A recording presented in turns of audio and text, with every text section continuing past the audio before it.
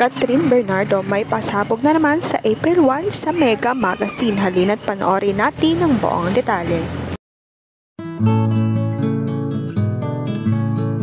Meron na namang pasabog si Catherine Bernardo sa April 1, 2024 na dapat abangan ng kanyang mga fans. Ito ay pinost ng Mega Magazine. Ayon nga sa post nila, self-love is the ultimate form of empowerment and Catherine Bernardo is ready to tell her story on growth. Mega's April 2024 self-love issue is available for pre-order now. Click the link in bio to pre-order.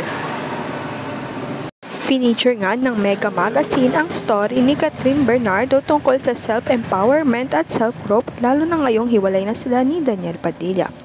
Pwede na nga bumili at mag-pre-order ngayon sa Megas. Sobrang daming ang blessings ang natatanggap ni Catherine Bernardo after nila maghiwalay ni Daniel Padilla. Sunod-sunod nga ang kanyang mga endorsement projects na natatanggap. Naghiwalay man sila ni Daniel Padilla pero sobrang blessings ang natanggap niya kahit umiyak siya at nagpaka-apekto sa hiwalayan nila ng kanyang long-time boyfriend na si Daniel.